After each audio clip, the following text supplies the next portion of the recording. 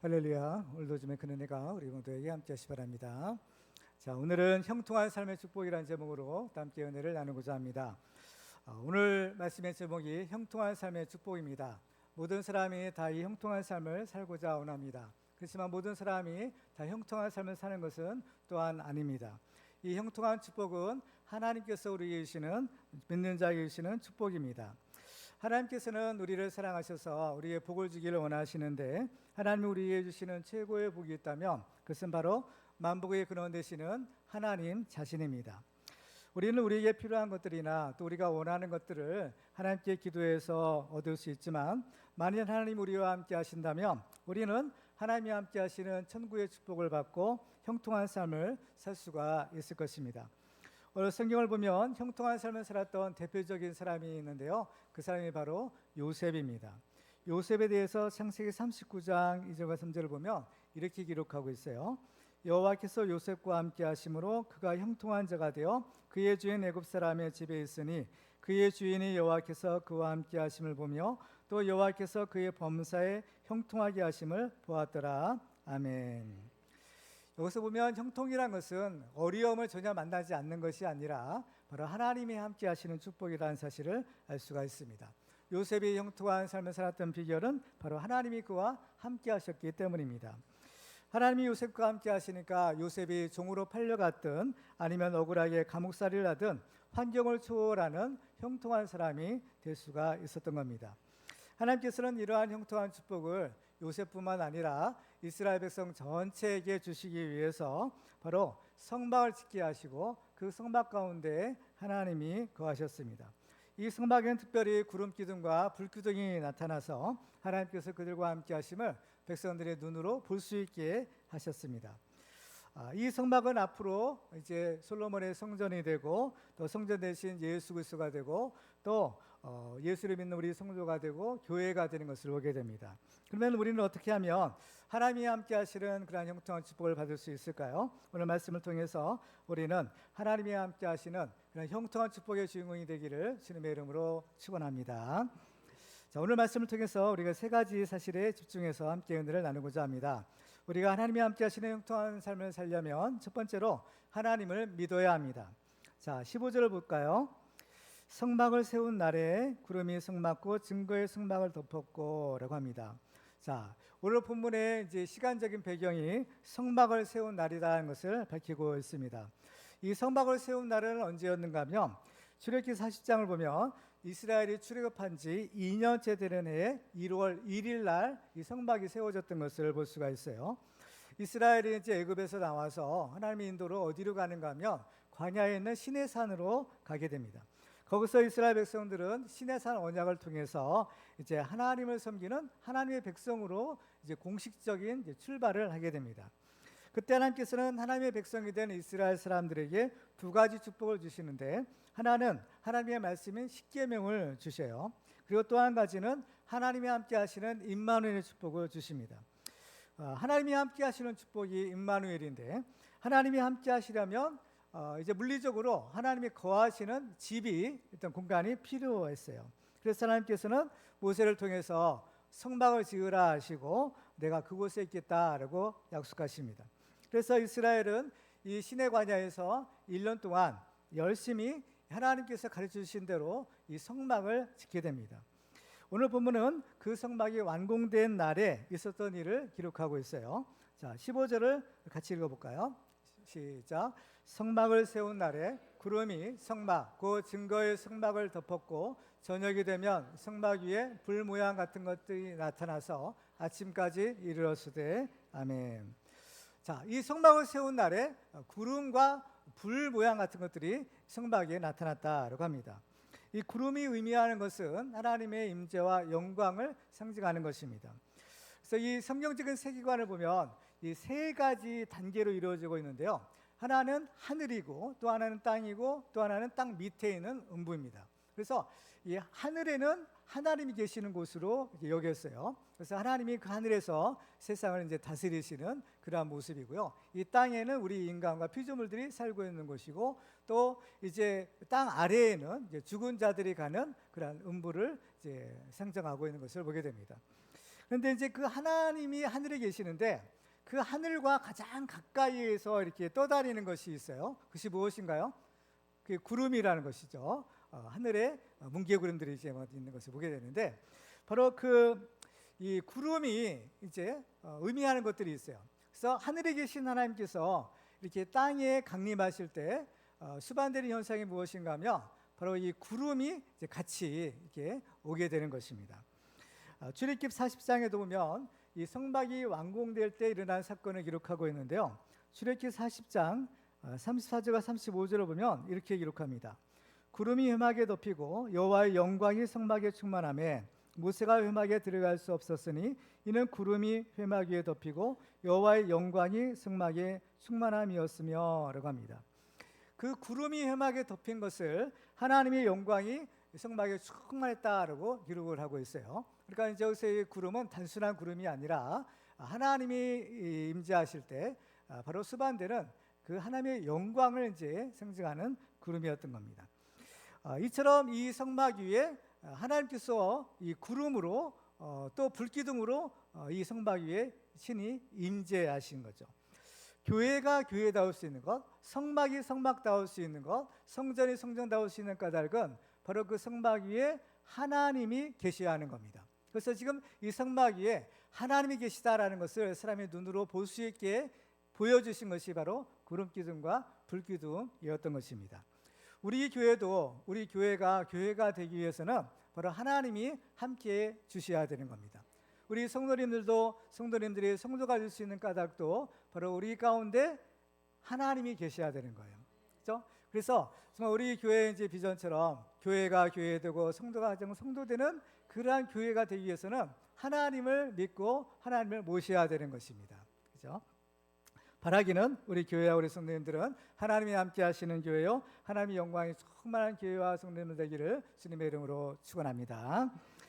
자, 이렇게 하나님께서 임하실 때 특별히 사람들이 눈에 보이는 이제 그 구름과 불로 임하셨는데, 이것은 하나님이 이곳에 계시다는 것을 확실하게 알게 하게 하며, 출애굽기 40장 38절에 보면 낮에는 여호와의 구름이 성막 위에 있고 밤에는 불이 그 구름 가운데 있음을 이스라엘 온 족속이 그 모든 행진하는 길에서 그들의 눈으로 보았더라라고 합니다.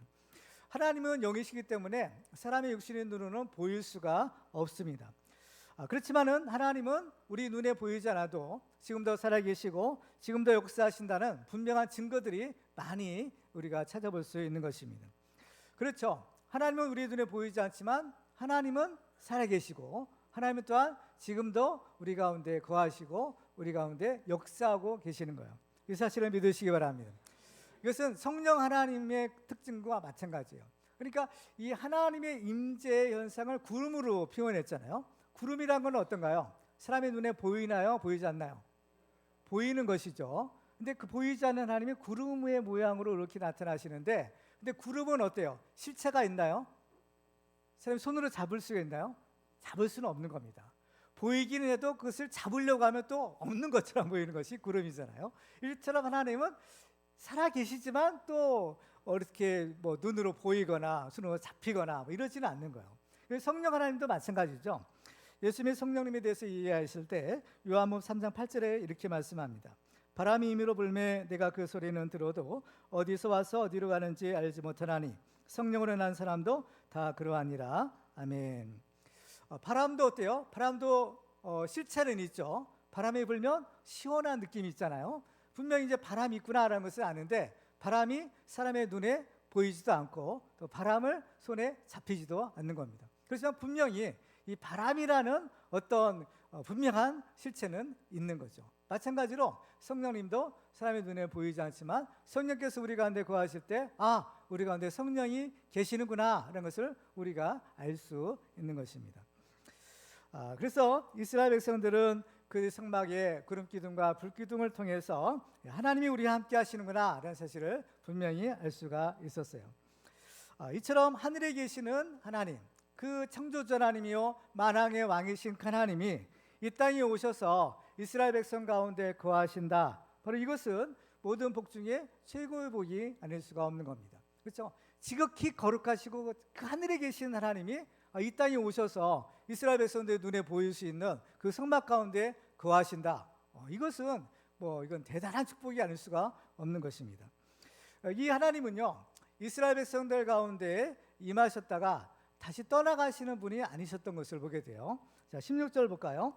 항상 그러하여 낮에는 구름이 그것을 덮었고 밤이면 불 모양이 있었는데 라고 했어요.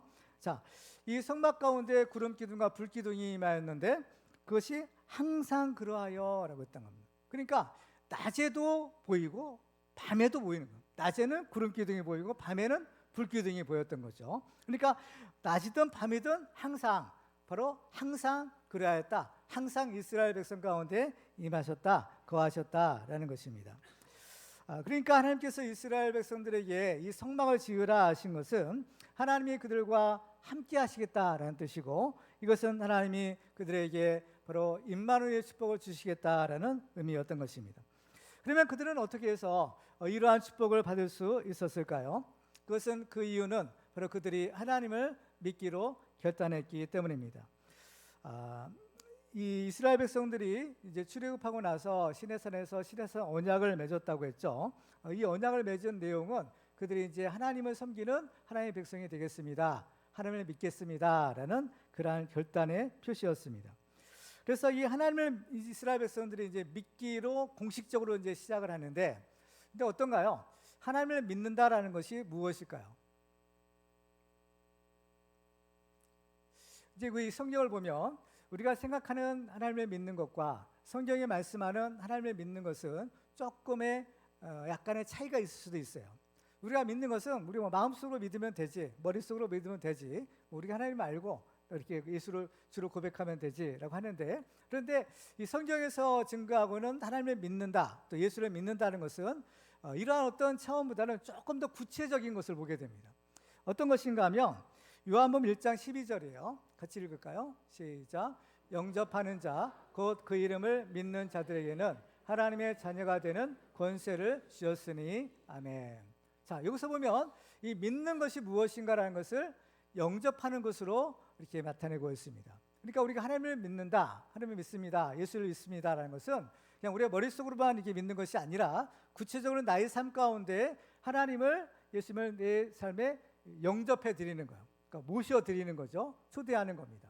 그래서 예수님이 내 안에 오시는 거예요. 예수님을 모셔서, 그렇죠? 예수님을 모시고 살아가는 거, 그것이 바로 예수님을 믿는 것이구나 하는 거예요. 그래서 이스라엘 백성들도 시내산 언약을 통해서 하나님을 믿기로 결단하죠. 그러면 어떻게 해야 되겠어요? 이스라엘 백성 가운데 하나님을 모시는 일을 해야 되는 겁니다. 그렇죠? 그들 가운데 모셔야만, 그렇죠? 그들이 진정으로 하나님을 믿는 백성이 될 수가 있었던 것이에요. 그래서 이 성막이라는 것은 영적으로는 바로 장차 오실 예수 그리스도를 의미하는 것입니다. 예수님이 요한복음 3장에 보면 성전을 정화하는 일이 있었어요. 그때 예수님께서 너희가 이 성전을 널라 내가 사흘 만에 이 성전을 다시 일으키리라 라고 하십니다. 그러니까 그 얘기를 들은 유대인들이 이 성전은 46년 동안 지었는데 내가 어떻게 3일 동안 일으키겠느냐라고 이제 물어요. 그러니까 예수님께서 뭐라고 하시는가 하면 요한복음 2장 21절을 보면 그러나 예수는 성전된 자기 육체를 가리켜 말씀하신 것이라 했어요. 그러니까 예수님이 어디요? 그 성전이다라는 거예요. 성전이라는 것은 하나님을 모시는 곳이 성전이거든요. 그러니까 예수님 안에 누가 계세요? 하나님이 계시는 거예요. 그러니까 예수님이 내가 곧 진짜 성전이다라고 하시는 거예요. 그렇죠? 그러니까 그 이스라엘 백성들 가운데 성막을 통해서 하나님이 임재하셨다라는 것은 곧 장차 예수 그리스도를 통해서 이제 우리 가운데 하나님이 거하시겠다, 곧 임마누엘의 축복을 주시겠다라는 것을 의미하는 것입니다. 그러니까 구약 시대에는 하나님의 성막을 통해서 이스라엘 백성들 가운데 임마누엘의 축복을 주셨다면, 신약 시대에는 하나님이 성전된 예수 그리스도를 통해서 하나님이 우리와 함께 하시는 임마누엘의 축복을 주고 계시는 겁니다. 따라서 예수 믿고 그 예수님을 영접한 사람은 하나님의 성전이 되어서 하나님이 함께 하시는 임마누엘의 축복을 받을 수 있는 것입니다. 그래서 예수님은 천국이 어디 있느냐? 천국은 너희 안에 있다. 예수를 믿는 너희 안에 있다라고 하신 겁니다. 그래서 고린도서 3장 16절을 보면요, 사도 바울은 이렇게 편지합니다. 우리 같이 읽어볼까요? 시작. 너희는 너희가 하나님의 성전인 것과 하나님의 성령이 너희 안에 계시는 것을 알지 못하느냐. 아멘. 예수를 믿는 우리 성도들은 하나님의 성전이라는 것. 하나님의 성전에는 누가 계세요? 하나님이 계시고 예수님이 계시고 성령이 계시는 겁니다. 여러분 안에 하나님이 계신가요? 여러분 안에 예수님 오셨습니까? 여러분 안에 성령이 계십니까? 그럼 여러분이 바로 하나님이 거하시는 성전이요, 여러분은 바로 임마누엘의 축복을 받은 축복의 주인공이 될 수가 있는 것입니다. 바로 하나님이 함께 하시는 축복, 바로 임마누엘의 축복을 주기 위해서 하나님은 예수님을 우리에게 보내주신 것입니다. 예수님의 또 다른 이름이 임마누엘이죠. 마태복음 1장 23절에 보면 보라 처녀가 잉태하여 아들을 낳을 것이요 그의 이름은 임마누엘이라 하리라 하셨으니 이를 번역한즉 하나님이 우리와 함께 계시다 함이라 하십니다. 그러니까 임마누엘 축복, 하나님이 우리와 함께 하시는 축복, 하나님이 우리 가운데 거하시는 이 축복을 주시기 위해서 하나님의 아들 예수님을 우리에게 보내주신 거예요. 그래서 그 예수를 믿으면 어때요? 우리는 하나님을 모시고 살아가는 성전이 되는 겁니다. 그래서 이 성막에 구름기둥과 불기둥이 떠나지 않고 항상 계셨던 것처럼 예수님도 우리와 항상 같이 계시는 거예요. 마태복음 28장 20절에 보면 같이 읽을까요? 시작. 내가 너희에게 분부한 모든 것을 가르쳐 지키게 하라. 볼지어다 내가 세상 끝날까지 너희와 항상 함께 있으리라 하시니라. 아멘. 그렇습니다. 우리가 형통을 축복을 받는 축복 비결은 예수를 모시면 되는 것, 예수를 믿으면 되는 겁니다. 그래서 예수 믿는 것이 최고의 축복 중에 축복인 것입니다. 그래서 우리는 예수님 믿고 우리 예수님을 우리 삶 가운데 영접함으로 하나님이 우리와 함께 하시는 성전 임마누엘 축복의 주인공 되기를 주님의 이름으로 축원합니다. 두 번째로 하나님이 함께 하시는 형통한 삶을 살려면 하나님만 따라가야 합니다. 자, 오늘 보면 17절과 18절을 같이 읽겠습니다. 시작. 구름이 성막에서 떠오르는 때에는 이스라엘 자손이 곧 행진하였고 구름이 머무는 곳에 이스라엘 자손이 진을 쳤으니 이스라엘 자손이 여호와의 명령을 따라 행진하였고 여호와의 명령을 따라 진을 쳤으며 구름이 성막 위에 머무는 동안에는 그들이 진영에 머물렀고. 아멘. 자, 이제 구름이 상징하는 것이 하나님의 임재와 영광이라고 했어요. 그래서 이 하나님은 눈에 보이지 않으셨지만 눈에 보이는 구름을 통해서 이 하나님이 여기 계시다라는 것을 알려주십니다. 그런데 이제 성막이 완공되고 나서 이제 이스라엘 백성들은 이제 광야길을 떠나야 했습니다. 왜냐하면 그들은 광야에만 머무르는 것이 아니라 이 광야를 통과해서 하나님이 약속하신 가나안 땅에 들어가야만 했기 때문인 것입니다. 따라서 그들은 이제 광야길을 통과해야 되는데 그 광야길을 갈 때 누가 인도하시는가 하면 바로 이 구름 기둥이 인도하는 거예요. 근데 이 구름 기둥이 상징하는 것이 뭐라고 했어요? 하나님의 임재라고 하셨죠. 그러니까 구름 기둥이 이동하는 것은 하나님이 가신다라는 것을 의미하는 겁니다. 그래서 하나님께서 친히 그들의 이제 길을 인도하셔서 이스라엘 백성들은 그 구름을 따라서 가기도 하고 멈추기도 했던 것입니다. 그래서 우리는요, 이스라엘 백성들은 항상 뭘 바라보는가 하면 성막을 항상 바라봤어요. 왜? 성막에는 구름 기둥이 있고 불 기둥이 있었기 때문인 겁니다. 왜 바라봐야 되는가 하면 바로 이 성막에 구름이 이렇게 움직일 때가 있어요. 이제 떠오를 때가 있는데 그것은 무슨 신호냐면 이제 가야 된다라는 뜻인 겁니다. 그래서 이 구름이 떠오르는 것을 보면 이스라엘 백성들도 이제 행진할 채비를 차려요. 이 장막이라고 하죠. 텐트예요. 이 사람들은 이제 광야에서 텐트 생활을 했거든요. 그 텐트를 어떻게 이제 다 접는 겁니다.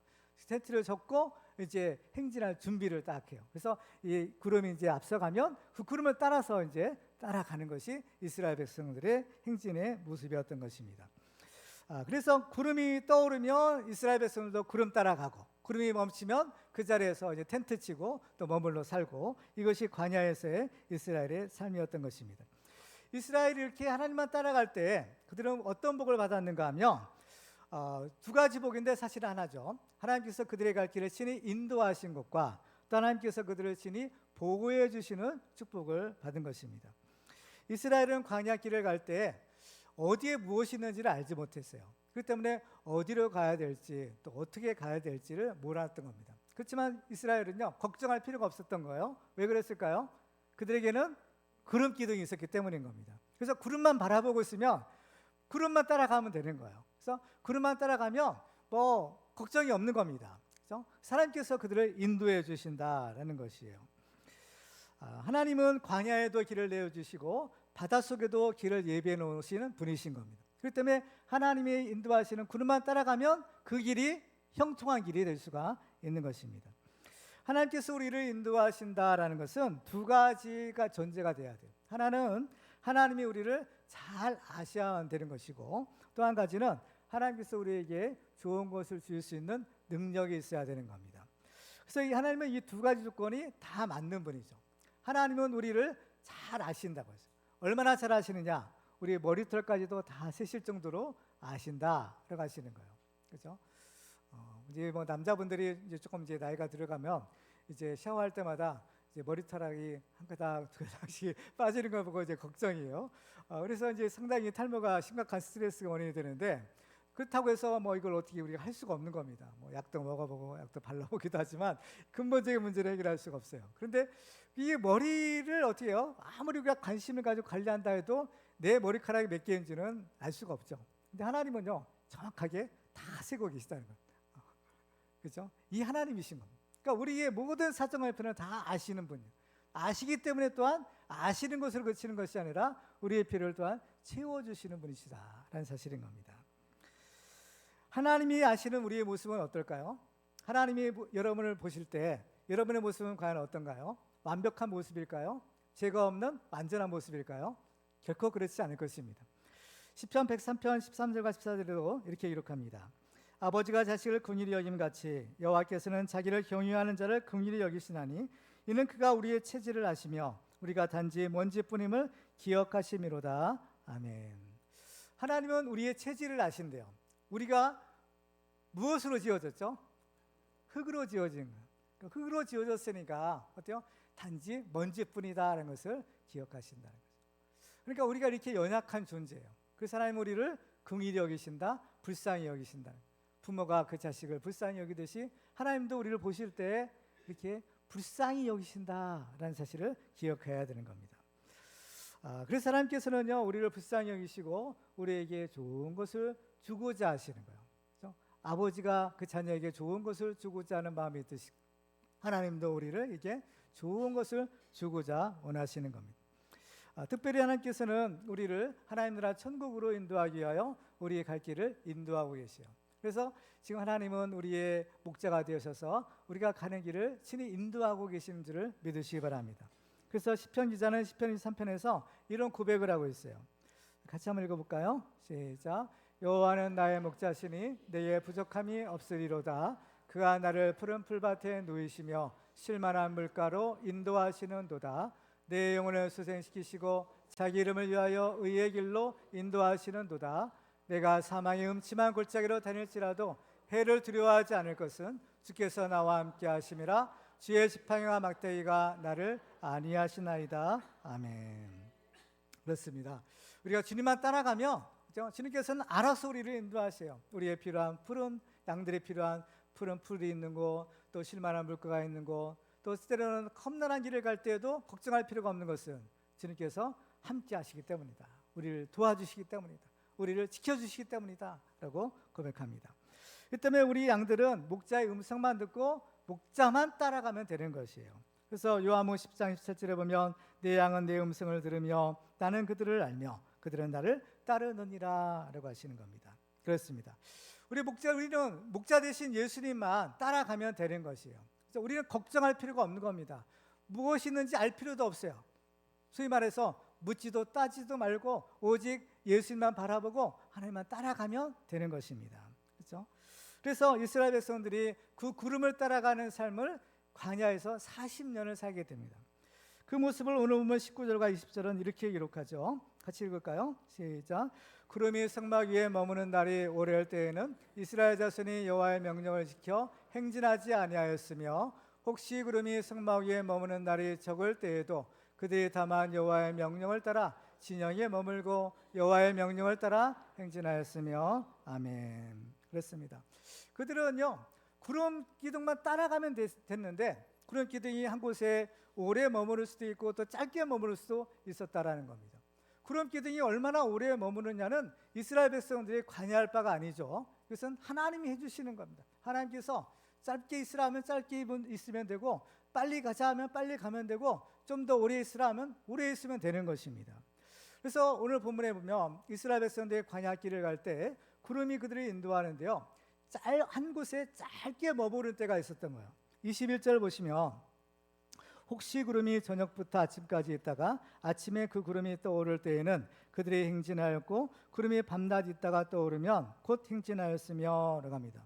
자, 앞부분에 보면 혹시 구름이 저녁부터 아침까지 있다가, 이것은 뭐냐면 구름이 이제 저녁부터 아침까지죠. 한 12시간 정도 되는 그런 시간의 길인데 구름이 이제 머무르는데 저녁부터 아침까지 머물러요. 그럼 이스라엘 백성들도 그곳에 머무르야 되겠죠. 그래서 텐트를 펴고 이제 그 밤 잠을 이제 자는 것입니다.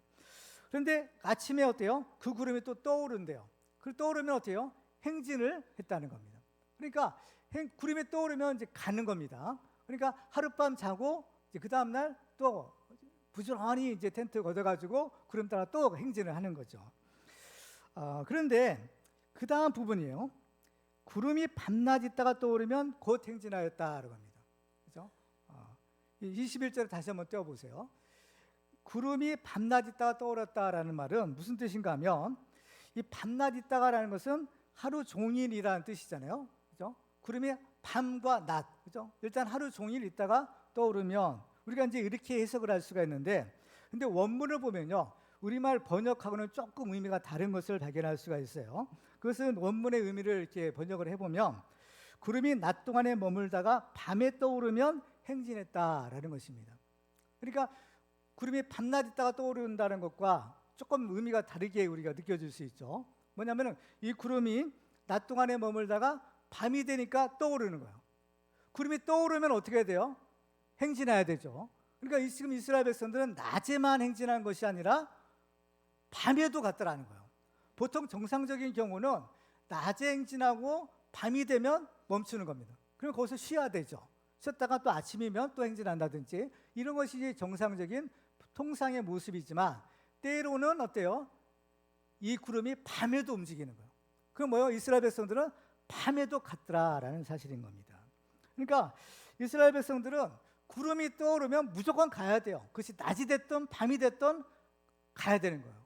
구름만 따라가야 돼요. 왜요? 하나님이 그들을 인도하시기 때문인 거죠. 인도하신다는 거예요. 그런데 하룻밤만 머물고 떠나든지, 또 아니면 뭐 밤잠도 자지 못하고 밤새 행진하든지, 이런 경우는 어때요? 굉장히 사실 사람이 피곤한 겁니다. 그렇죠? 이 텐트를 폈다 접었다 하는 것이 이게 그렇게 간단한 것이 아닌 거예요. 우리가 이제 요즘에 이제 뭐 텐트 가지고 야영도 하고 그러는데, 이게 뭐 옛날 이스라엘 사람들의 장막이라는 것은 지금처럼 이렇게 편리한 것이 아니거든요. 근데 이게 한번 펼쳤다 또 이것을 거두었다, 이게 여간 힘든 것이 아닌데 하룻밤 달랑 자고 또 가야 돼요.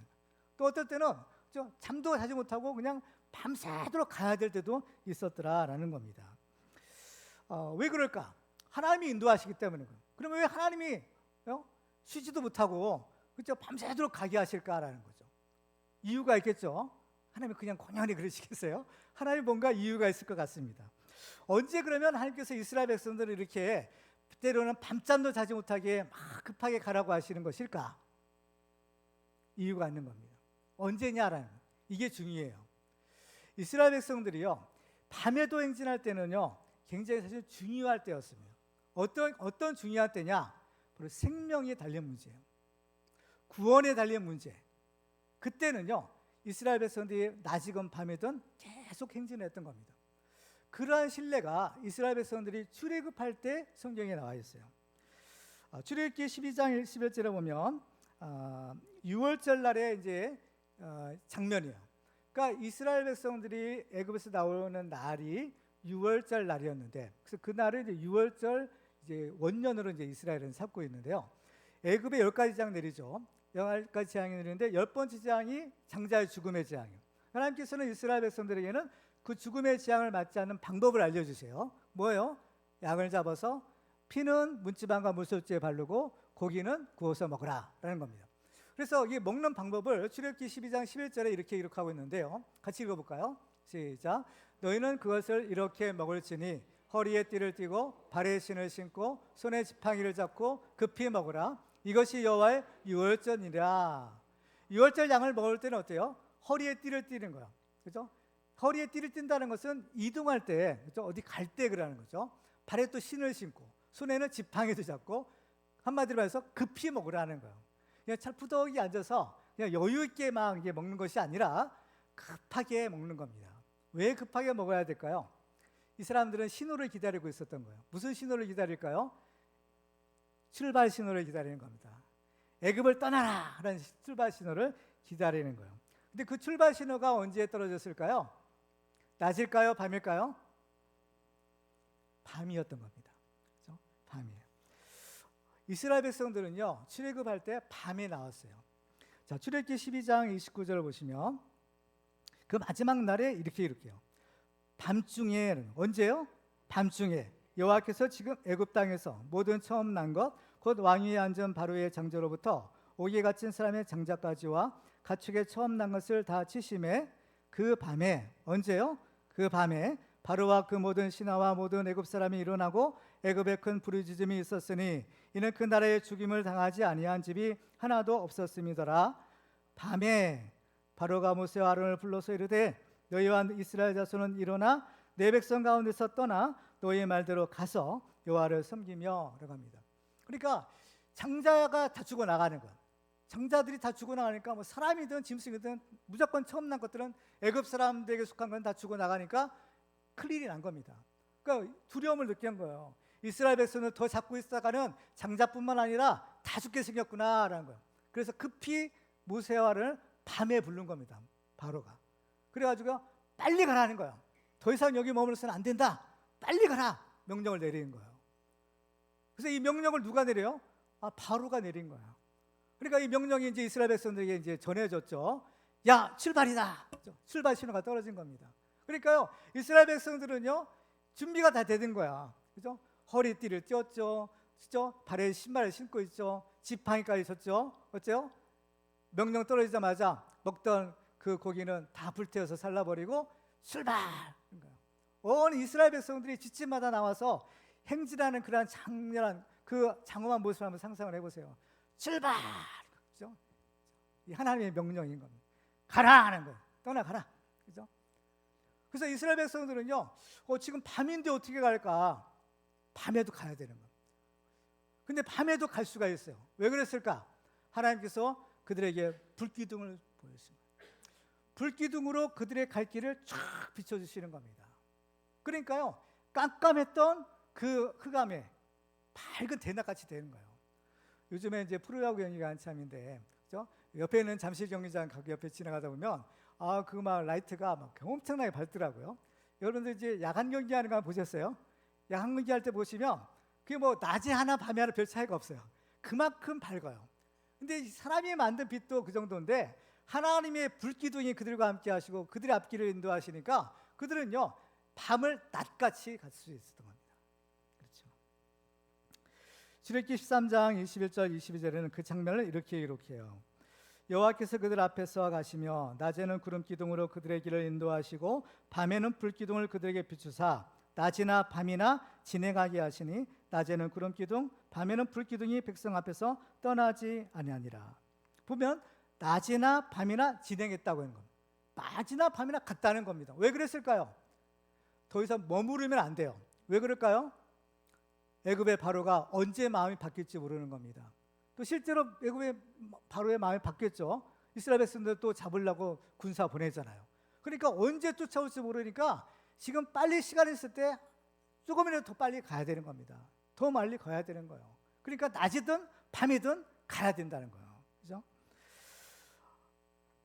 영적으로 우리가 떠나야 될 곳이 있어요. 이 애굽이라는 곳은요, 세상을 말하는 겁니다. 그리고 애굽의 바로 왕은 세상 임금을 상징하는 거예요.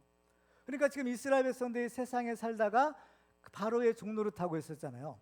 바로 세상 임금의 종노릇 하고 있는 세상에서 우리가 구원을 받아요. 구원받은 하나님의 백성들은 이제 더 이상 애굽에 머무르면 된다 안 된다? 안 돼요. 빨리 애굽에서 떠나야 돼요. 왜 그럴까요? 애굽은 죄악의 도시예요. 그렇죠? 죄악의 도시면 하나님의 심판에 임해요. 하나님의 심판에 임하면 거기는 멸망이 임해요. 멸망의 자리라는 거예요. 멸망의 자리에 남아있으면 같이 멸망당하는 겁니다. 그렇기 때문에 이스라엘 사람들은요, 빨리 애굽을 벗어나야만 했던 것이에요. 소돔과 고모라 성이 또 멸망을 당하잖아요. 그때 보면 그 소돔 성에 누가 살고 있었어요? 롯의 식구들이 살고 있었죠. 하나님께서 아브라함의 기도를 들으시고 롯의 식구를 구원하기 위해서 천사들을 보내셔요. 그래서 롯이 이제 천사들을 이제 영접했는데 이 천사가 롯에게 경고해요. 창세기 19장 15절과 16절이에요. 제가 읽어볼게요. 동틀 때 천사가 롯을 재촉하여 이르되, 재촉했다고 했어요. 일어나 여기 있는 내 아내와 두 딸을 이끌어내라. 이 성의 죄악 중이 함께 멸망할까 하노라. 그러나 롯이 지체하매 그 사람들이 롯의 손과 그 아내의 손과 두 딸의 손을 잡아 인도하여 성 밖에 두니 여호와께서 그에게 자비를 더하심이었더라. 빨리 가야 되는데 롯이 어때요? 지체했다는 거예요. 머뭇머뭇거린 겁니다. 근데 더 머뭇거리면 돼야 안 돼요? 안 되죠. 왜? 이 소돔성에는 조금 있으면 어때요? 불과 유황이 떨어지는 거예요. 멸망의 도시예요. 빨리 나가야 돼요. 그러니까 보다 못한 천사가 그 손을 잡고 끌고 나가는 거예요. 신약 시대에도 보면 요한계시록에 이와 비슷한 경고가 있어요. 바벨론이 또한 음녀의 도시고 세상을 상징하는 죄악의 도시예요. 계시록 18장 4절에 보면 이렇게 말씀하죠. 같이 읽어볼까요? 시작. 또 내가 들으니 하늘로부터 다른 음성이 나서 이르되, 내 백성아 거기서 나와 그의 죄에 참여하지 말고 그가 받을 재앙들을 받지 말라. 아멘. 바벨론은 심판받을 도성이에요. 그렇죠? 왜? 죄악의 도성이고 음녀의 도성이고 죄악이 관영하면 하나님의 심판이 임하고 멸망할 도성인 겁니다. 그렇죠? 그 자리에 하나님의 백성들이 있으면 돼야 안 돼요? 안 되는 거죠. 내 백성아 거기서 나오라는 겁니다. 그래서 어떻게 해요? 그 죄에 참여하지 말고 그가 받을 재앙도 받지 말라라고 하시는 겁니다. 그렇기 때문에 우리는요, 이 자리를 떠나야 될 자리가 있는 거예요. 그 떠나야 될 자리를 어떻게 해요? 머무르면 안 돼요. 떠나야 될 자리에서 빨리 마치 도망치듯이 가야 되는 겁니다. 우리는 더 늦기 전에 끊을 것을 끊고 버릴 것은 버리고 죄악의 자리를 떠나야 되는 거예요. 그게 언제일까요? 내일일까요? 모레일까요? 아니죠. 지금이죠. 그렇죠? 지금 이 순간이에요. 그렇죠? 내일이라는 시간은 우리의 시간이 아니라고 했어요. 하나님께서 우리에게 말씀하실 때, 깨닫게 하실 때 그때가 떠나야 할 때인 겁니다.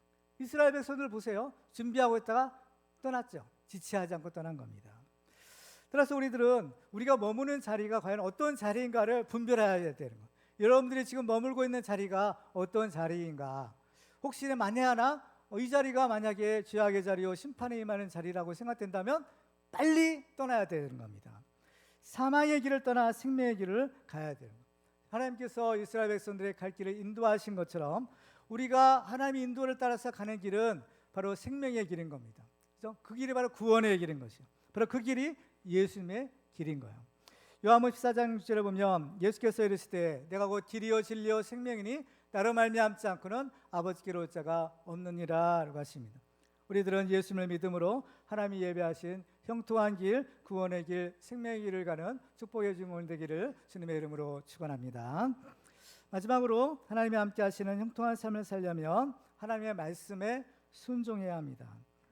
자, 이 구름의 의미가 하나님의 임재와 영광을 상징한다고 했죠. 그런데 오늘 보면 마지막 절 23절을 보실까요? 같이 읽습니다. 시작. 곧 그들이 여호와의 명령을 따라 진을 치며 여호와의 명령을 따라 행진하고 또 모세를 통하여 이르신 여호와의 명령을 따라 여호와의 직임을 지켰더라. 이스라엘 백성들은 뭘 보고 왔다고 했어요? 구름을 보고 따라갔다고 했죠. 구름 보고 따라간 것을 뭐라고 하세요? 여호와의 명령을 따라갔다는 거예요. 그렇죠? 여호와의 명령을 따라갔다. 오늘 본문에 여호와의 명령을 따라라는 구절이요 무려 8번이나 나옵니다. 한번 세보세요. 그렇죠? 조금 이제 집에 가서 세보시든지. 여호와의 명령을 따라요. 계속 여호와의 명령을 따라 진도 치고 행진도 하고 여호와의 명령을 따라 모든 말씀을 지켰다 하시는 겁니다. 그렇죠? 그러니까 중요한 것이 뭐냐라는 것을 우리에게 알려주는 거예요. 우리가 이 광야길을 갈 때 하나님께서 인도하시는 길을 갈 때 중요한 것은 여호와의 명령을 따라요. 하나님의 말씀을 따라 하나님의 말씀에 순종하면 되는 겁니다. 그렇죠? 시편 119편에 보면 주의 말씀은 내 발의 등이요 내 길의 빛이니이다. 이스라엘 백성들을 인도하는 것이 구름 기둥이었는데 바로 그 이스라엘 백성들을 인도하는 그 구름 기둥이 뭐냐? 바로 주님의 말씀이었다라는 사실인 겁니다. 그렇죠? 구름 기둥을 따라갔던 이스라엘이 형통한 길을 갈 수 있었던 것처럼 우리가 하나님의 말씀을 따라가면 우리는 형통한 길을 또한 갈 수 있는 겁니다. 하나님께서 여호수아에게 일러주신 형통의 비결 있죠. 여호수아 1장 7절과 8절 같이 읽습니다. 시작. 오직 강하고 극히 담대하여 나의 종 모세가 너희의 명령한 그 율법을 다 지켜 행하고 우러나 저러나 치우치지 말라. 그리하면 어디로 가든지 형통하리니 이 율법책을 내 입에서 떠나지 말게 하며 주야로 그것을 묵상하여 그 안에 기록된 대로 다 지켜 행하라. 그러면 내 길이 평탄하게 될 것이며 내가 형통하리라. 아멘. 좌로나 우러나 치우치지 말고 하나님의 말씀에 무엇을 더하거나 빼지 말고 그 안에 기록된 대로 다 지켜 행하라. 그러면 내 길이 평탄하고 내 길이 형통할 것이다 약속하고 계시는 겁니다. 그렇습니다. 하나님의 말씀을 따라가는 길은 형통한 길이고 또 생명의 길입니다. 만약 이스라엘 백성들이 하나님의 말씀을 따라가지 않았더라면, 그 구름을 따라가지 않았다면 어떻게 됐을까요? 죽는 겁니다. 사느냐 죽느냐요. 이 광야라는 그 기후는요, 극과 극인 겁니다. 낮에는 40도에서 50도까지 올라간대요. 밤에는 영하 10도까지 간답니다. 그러니까 그 기온 차가 최소 40도, 50도, 그죠? 5, 60도 정도 되는 거예요. 그러니까 이게 낮에는요, 뜨거워서 죽는 거예요. 다 죽는 거죠. 밤에는 추워서 얼어 죽는 겁니다. 낮에도 죽고 밤에도 죽는 거예요. 근데 죽지 않을 수 있는 비결은 뭐예요? 구름 따라가고 불기둥 따라가는 수밖에 없는 거예요. 그렇죠? 근데 이 광야라는 곳은요, 신기하게도 습도가 별로 없다는 거예요. 그래서 아무리 바깥에는 뜨거워도 이 그늘 안에만 들어가면 그렇게 상쾌하고 쾌적할 수가 없대요. 그러니까 이스라엘 백성들이 구름을 따라가지 않을 수가 없는 겁니다. 구름이 떠오르면 가지 않을 수가 없는 거예요. 지체하거나 어때요? 뭐 도태되면 어때요? 타 죽는 거예요. 얼어 죽는 거예요. 오직 살 길은 말씀 따라가는 겁니다. 구름 따라가는 거예요. 그렇죠? 그렇습니다. 우리가 하나님의 말씀에 순종하는 것은 바로 생명의 길을 가는 것입니다. 우리가 하나님의 말씀에 순종하면요, 아무리 하나님께서 우리가 죽을 길을 간다 하더라도 살 길을 열어주시는 거예요. 그렇죠? 하나님은 우리의 길을 열어주시는 겁니다. 하나님은 광야에도 길을 내주시고요. 그렇죠? 광야는 길이 없어요. 하나님이 가시는 곳이 길인 겁니다. 길도 새로 내어주시고 하나님의 바닷속에도 길을 예비해 놓고 계시는 분이 길을 여시는 하나님이에요. 그 하나님을 따라가기만 하면 하나님의 가시는 곳이 곧 길이 되는 겁니다. 그 길이 생명의 길이요, 진리의 길이요, 바로 축복의 길이요, 형통의 길이 될 수 있는 것입니다. 그렇죠? 그래서 시편 190편에 보면 이렇게 고백해요. 주의 종에게 하신 말씀을 기억하소서. 주께서 내게 소망을 가지게 하셨나이다. 이 말씀은 나의 곤란 중의 위로라. 주의 말씀이 나를 살리셨기 때문이다 라고 합니다. 그렇죠? 하나님의 말씀대로 사는 것, 아무리 우리가 죽을 지경에 처했더라도 살 길이 있어요. 뭐냐? 하나님의 말씀 붙드는 겁니다. 하나님의 말씀 붙들기만 하면 살 수 있는 거예요. 왜? 하나님의 말씀은 생명의 말씀이기 때문인 겁니다. 하나님의 말씀은 우리에게 소망을 주셔요. 살 수 있는 용기를 주셔요. 우울증에 걸린 분들은요, 하나님의 말씀을 붙들고 자꾸 하나님의 말씀을 묵상하세요. 하나님의 말씀을 자꾸 암송하시고 하나님의 말씀을 소리내서 자꾸 읽으세요. 그러면요, 악한 기운들이 떠나갑니다. 하나님 우리에게 생명을 주세요. 하나님 우리에게 성령을 주시는 겁니다. 하나님 우리에게 소망을 주시는 거예요. 이게 하나님의 말씀의 능력인 것이에요. 그래서 하나님의 말씀대로만 가는 거예요. 그래서 이스라엘 백성들은 구름 따라 말씀 따라갈 때 때로는 어떤 곳에는 좀 오래 머무를 때가 있었어요. 오늘 22절이죠. 이틀이든지 한 달이든지 1년이든지 구름이 성막 위에 머물러 있을 동안에는 이스라엘 자손이 진영에 머물고 행진하지 아니하다가 떠오르면 행진하였으니라는 거예요. 자, 어떤 곳에서는 그렇죠? 뭐 하룻밤 자고 떠나기도 하고, 어떤 곳에는 또 자지도 않고 가기도 하고, 근데 어떤 곳에서는 어때요? 뭐 한 주간, 한 달, 뭐 1년까지도 머무르는 때가 있었다라는 겁니다. 그렇죠? 이렇게 오래 머무를 때도 있는 거죠. 그러면 한 곳에 오래 머무르는 것이 쉬울까요? 아니면 빨리 지나가는 것이 쉬울까요? 쉽다는 말에서 좀 죄송한데요. 사실은 쉬운 건 아무것도 없습니다. 둘 다 어려워요. 오래 머무는 것도 어렵고 빨리 지나가는 것도 어려운 거예요. 그렇죠? 그런데 뭐 물론 사람마다 정도는 다르겠죠. 그런데 성질이 급한 분들 같은 경우 보면 그렇죠? 한 곳에 오래 머무는 것이 더 어려울 수도 있어요. 그렇죠? 뭐라도 해야 좀 시간도 좀 빨리 가고, 그렇죠? 지루하지 않는데 그냥 아무것도 하지 않고 그냥 그 자리에 뭐 언제 기약도 없이만 머물러야 된다. 참 답답한 노릇이 아니겠죠. 하나님께서는 때로는 우리가 가는 길을 멈추게 하실 때가 있어요. 우리의 길을 인도하는 구름 기둥이 멈출 때가 있는 겁니다. 그럼 우리는 어쩔 수 없이 구름 기둥 안에 있어야 되겠죠. 구름 기둥이 움직이지 않는데 우리가 갈 수 없잖아요. 멈추라고 하면 멈추는 겁니다. 왜 멈추게 할까? 때로는 우리 가는 길이 막힐 때가 있어요. 취직을 해도 취직이 안 되고, 또 뭔가 사업을 해도 사업도 길이 열리지 않고, 그렇죠? 답답하는 거죠. 아무것도 할 수 있는 일이 없을 때가 있어요. 때로는 몸이 병들어서 또 이렇게 치료받아야 될 그런 상황이 있을 때도 있죠. 몸이 아프니까 뭘 하고 싶어도 할 수가 없는 겁니다. 그 자리에 꼼짝없이 구름 아래 머무를 때가 있는 거죠. 왜 그럴까? 우리의 필요를 위해서인 겁니다. 하나님은 우리를 가장 잘 아신다고 했죠. 우리를 가장 잘 아시기 때문에 우리가 멈춰야 될 때를 하나님이 아시는 겁니다. 우리가 쉬지 않고 막 우리를 몰아가면 우리는요 죽을 수도 있는 겁니다. 우리는 때로는 멈춰야 돼요. 멈추는 것이 살 길일 수도 있어요. 멈춰야 되는 거예요. 그러니까 우리가 스스로는 멈출 수가 없죠. 우리는 무조건 달려가야 되는 거예요. 우리 성질은, 그렇죠? 뭔가 해내야 되는 겁니다. 그런데 하나님께서 억지로 구름 기둥을 딱 멈추게 하셔요. 하나님께서 우리 가는 길을 딱 멈추게 하시는 겁니다. 그때 아무것도 할 수 없을 때 불평하고 원망하는 것이 아니라 여기도 하나님의 뜻이겠구나, 이 생각을 하는 겁니다. 왜? 내가 필요하기 때문인 거예요. 내가 멈춰야 하기 때문인 겁니다. 내가 치유받아야 되고, 내가 쉬어야 되고, 내가 위로받아야 되고, 하나님께서 나를 고쳐주셔야 하기 때문인 겁니다. 그렇죠? 구름 기둥이 멈췄다고 해서 구름 기둥이 아무것도 일 안 하는 것이 아니에요. 우리는 구름 기둥이 멈추면 하나님이 일 안 하시나 보다 생각할 수가 있지만, 하나님이 일 안 하시는 것이 아니에요. 멈추시는 것이 일하시는 거예요. 구름 기둥은 멈춰서 어디에 있다고 했어요? 성막 위에 있었다고 했어요. 성막을 감쌌다고 했어요. 이건 뭡니까? 하나님이 우리를요 감싸주시는 거예요.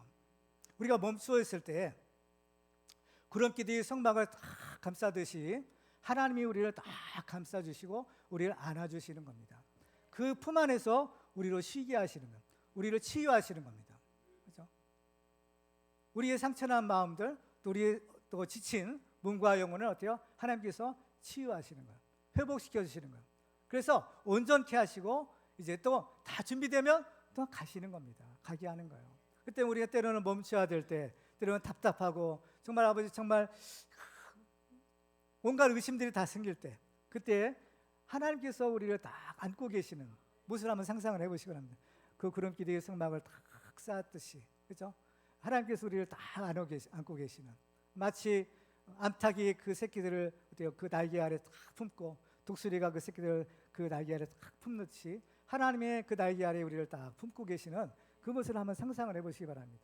우리가 하나님의 날개 그늘 아래 있어야 될 때가 있는 거예요. 하나님부터 우리를 치유하시는 겁니다. 우리를 고쳐주시는 때인 겁니다. 그렇죠? 하나님은 우리와 함께 하시고 우리를 도우시고 우리를 치유하시는데, 성삼위 하나님이 다 함께 하세요. 그렇죠? 구름 기둥이 말씀의 인도라고 했죠. 불 기둥이 뭡니까? 불 기둥은 성령 하나님을 말하는 겁니다. 성령 하나님. 그러니까 성령님이 임하실 때 두 가지 현상이 있었어요. 급하고 강한 바람 같은 소리, 또 하나는 불의 여처럼 갈라지는 모습으로. 그러니까 지금 이스라엘 백성들 가운데 거하시는 하나님은요, 삼위일체 하나님이 그들 가운데 계셨던 겁니다. 눈에 보이는 구름 기둥과 불 기둥, 말씀이 육신되어 오신 예수 그리스도, 성육신하신 예수님의 모습이죠. 물론 그다음에 성령 하나님이 그들 가운데 딱 지키고 계셨던 거죠. 지금도 하나님이 우리와 함께 하신 것을 믿으시기 바랍니다. 구름 기둥과 불 기둥이요, 그렇죠, 우리 위에 딱 있는 것을 한번 상상을 해보시기 바랍니다.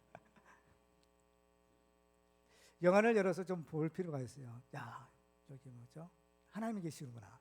이스라엘 백성의 성막 위에 구름 기둥과 불 기둥을 보고 하나님이 계시는구나, 이 사실을 알았듯이, 지금 우리는 어때요? 불 기둥, 구름 기둥 보이나요? 안 보여요. 그러나 하나님이 계시는 거예요. 이 사실을 믿으시기 바랍니다. 이스라엘 백성들이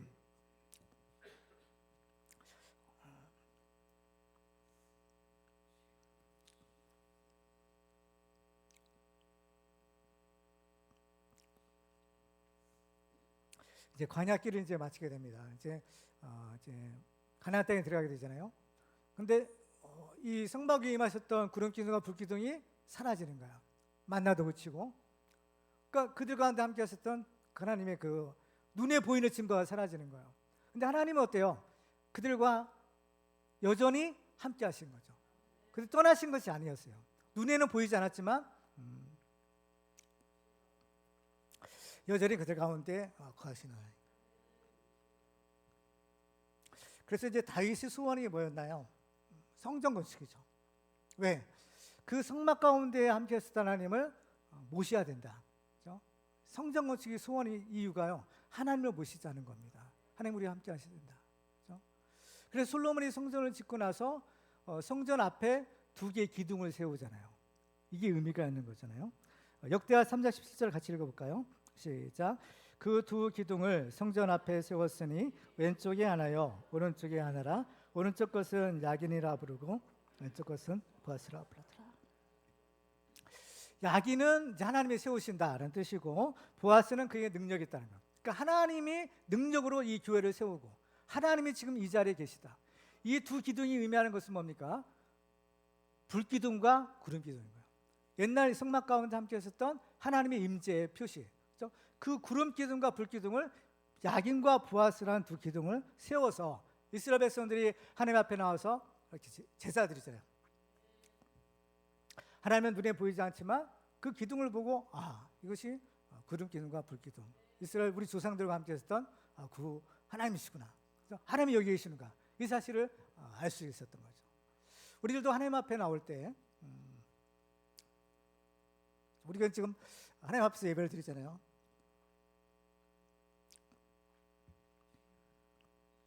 하나님이 우리 가운데 계신 것을 믿으시기 바랍니다. 야긴과 보아스, 말씀과 성령이에요. 그죠? 하나님의 말씀이 선포되고 또 성령의 감동이 있는 예배. 이곳이 하나님이 계시는 곳이죠. 임마누엘 하나님이 계시는 곳입니다. 바로 이 자리에서 우리는 하나님을 만날 수 있고 하나님께 예배하고 하나님께 기도하는 것이잖아요. 그렇죠? 이 하나님이 임마누엘의 하나님이신 겁니다. 그래서 우리도 늘 깨어 기도함으로 성령 충만 받고